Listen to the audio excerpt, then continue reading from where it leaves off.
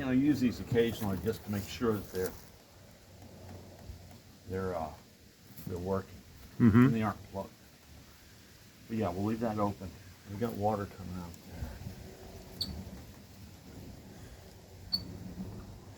there. I opened that thing up. The only thing that's in it is brass fittings and a couple little rubber things. Yep. We're not sure that thing is working properly last time. Well, we got to hook this up to the water. We need a hose going from here to the water tank. Okay. I stuck that elbow on there to close it off to run it with air. So the 3 tricocks up there under your elbow, that's another way of checking the water level. Yeah, we'll do that when we fire it up. Okay. Because, yeah, let's say your sight glass gets broken. Then you could tell. You'd then shut this off. Mm-hmm. Both of them. Otherwise, it'd just be blowing steam out. Right. And then you can use these to tell where your water level is. Okay, so they're a backup water level tester. Right. So you don't want it above this one, and you don't want it really below that one. Okay. Okay. So we're taking it about 3/4 ways. We got dripping out the first water tricock. Yeah. Now we're getting water part way up the. I think the second tricock's also open. It's not there yet, or it's plugged. Okay. Yep. Okay. Now we're getting water out of the second tricock. Good. And I say when water comes out of the third tricock, shut off the water. And where do we do that? Up at the. We can do it here. Okay. On this, and then I'll also go up to the house and turn it off. Yeah, let it come out the third tricock, and then we'll be done. And that gives a little room up there for steam. Above the water. Head of steam. And that's probably. And that's what that expression means, is the head. Head of steam. Yep, good head of steam. Should be dripping in pretty darn soon. Ah, there it comes. Okay. Shut her off. Okay, so we got water out the third tricock, and I'm shutting it off. Yeah, so after filling it up to the 3/4 mark on the sight glass, we're starting to fill that bucket up on the side. So anything special about starting a fire? You're just throwing? No, just use dry material and just fill the firebox up with fire. And a little bit of engine oil is. Yeah. And once we get a little bit of steam, like 5 pounds, we'll turn on the called the steam injector, and that will create a forced draft that creates more. And that goes out the stovepipe. And it goes out the stack. Right, the stack. Yep. It's not a stovepipe. Well, it is a stovepipe. It's technically. Yeah. Hey, we gotta get the terminology straight. Yeah, technical terminology straight. I'm ready. Okay, we're gonna check the fire. Looking good. And can you hear the blower working? Oh, so the draft blower. What do you call you it? can hear.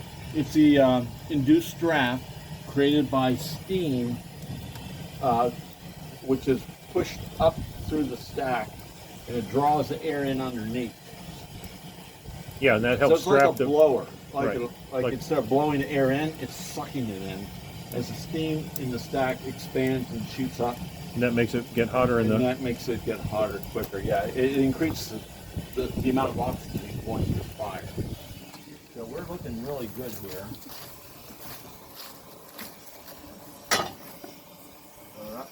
Leave the. And that's connected, Gary, up here in the stovepipe.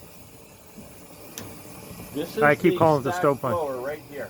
Okay. Now, listen, I'm going to turn it off. Okay. And that's shooting a small stream of steam up the stack. It's pointed upward. Uh-huh. It creates a draft because as the steam expands, of course, it forces more air into the fireball. And we are at 5 pounds of steam pressure right now. Okay. So it doesn't take a lot. This is the whistle. That's 5 pounds of steam. That's a low pressure whistle, so it'll work at low pressures. But we're getting there. Okay. What do you think for running? What would be a goal? For running the steam engine, you're looking at 100 pounds. That's when you start to get real work out of steam. Anything less than that, you don't get a lot of work. Okay. You need at least 40 pounds to run the injector. Okay. So the steam injector, less than 40 pounds, probably will not work. And if you're below 40 pounds, then you have to use the hand pump. Okay. So the hand pump's done there. So the hand pump will work if the steam injector is not working also? correct. Because we've had some issues with the steam injector. We were saying last time we weren't sure if it was doing much of anything. That's correct. There was some problems. There was leakage inside here. Hopefully. Yeah, I took it apart and cleaned it, and there's some little rubber fittings, which I'm not sure are correct or not. But now with the hand pump, right now it's not connected to a water source. So I need to drop that in the water So it would be tub. good to drop it in the water and make sure we get it primed so we have it available as a backup. To the Because you need two ways of getting water into the boiler. right. One is the injector, the other is the hand pump. Yeah. You don't want to let the water drop below this level. If you do, drop the fire, shut it down. Okay. That's where the crown sheet is, and once the water gets below that, You can get an explosion. yeah, because if you add water to it, that crown sheet gets red hot, flashes the steam faster than the tank can hold the pressure, and that's where you get explosion. Okay. So don't let it get below the crown sheet. Yeah, the guys at the Maine Railroad said a steam boiler is like a bomb with a fuse, and it's just you try to keep the fuse as long as possible without it going off, which my wife wasn't happy to hear. I disagree with that totally. I disagree with that totally. It is not a bomb. It's a pressurized container. And as long as you have a structurally sound pressurized container, as long as you keep the water level, and you're fine. There's no problem. It's not a bomb with the wrong fuse. It was loose. So you were saying to check the sight Okay, valve? this is a sight glass. Sight It has glass. a shut-off valve at the top, shut-off valve at the bottom. This valve is obviously missing. Right. But what you want to do is make sure that the orifices are not plugged. Right. Because if they're plugged, you'll get a false reading of your water. And this is what happened at Gettysburg. They didn't blow out the sight glass, so they thought they had a lot of water in the boiler. They didn't. So what you do is, I'm going to shut off the top, and I'm going to open this petcock at the bottom.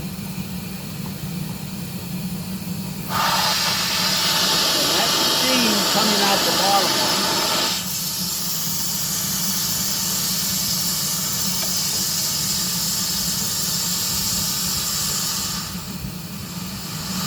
I'll open the top one, and we still have steam coming out.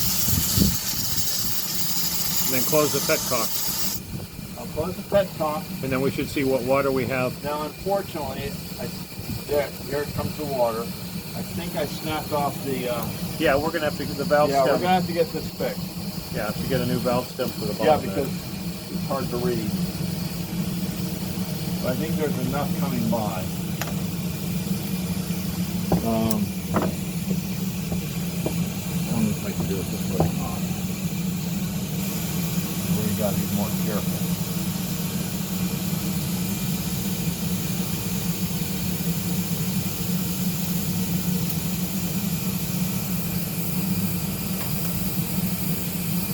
Okay. Yeah, I loosened the packing nut a little bit, and that allowed this valve stem Come out a little bit.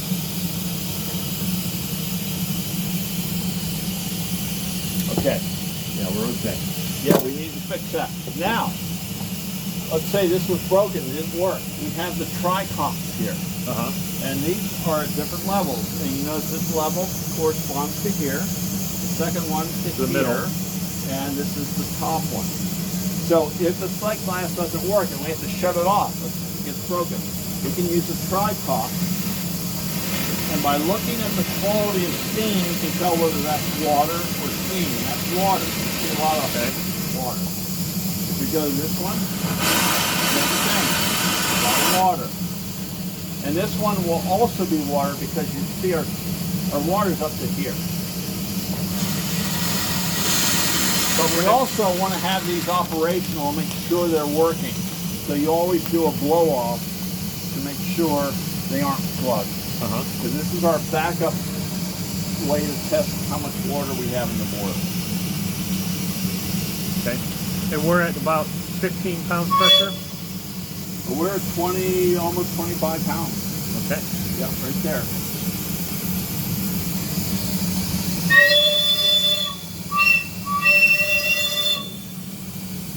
And we want to get up to at least 60 before we start running. 80, 100. The pop-off valve is set at I think 100 pounds. Yeah. I think it's a 125. 125? I'm not sure. Okay. I'm not certain. Now, this boiler's been pressure tested. To 200. Hydrostatically pressure tested to 200 pounds. Right. So we know we can hold that easily. But we're working within a safety measure. So 80 to 100 is probably a good range. By controlling the fire, we can keep the pressure right around 100 pounds. Okay. So we've had the fire going for about 45 minutes so far, from about 10:45.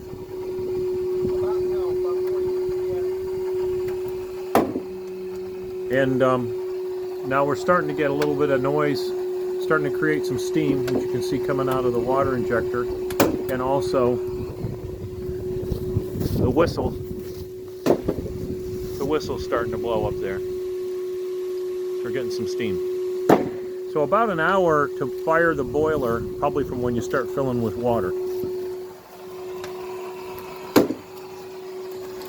You can see it's full on the sight glass and dripping on the water injector a little bit.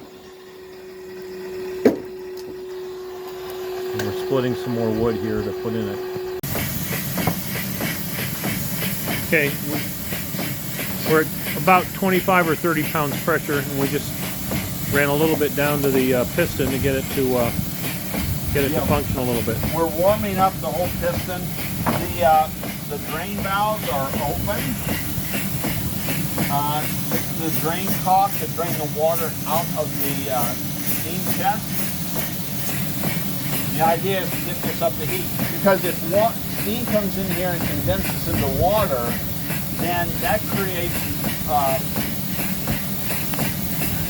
problem, because the water can't be compressed, and when the piston comes forward against water, it could break something breaks. The head breaks out or something. So you want to warm it all up. That's why these tri-cocks are left open. When do you close? The water. Once this gets up to heat, probably within 5 minutes or so. Of running like this? Yeah. So we're just...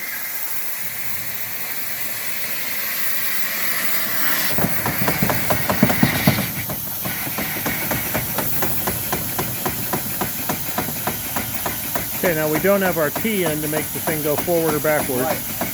But I'll work on that. Warming up the engine. Yeah, warming up the engine again to not break it with water of any temperature inside of it. Okay, so we've put the keyway in the key, which transmits power to the drive shaft, and this will go one way or another. Might need to rotate, it's probably stuck.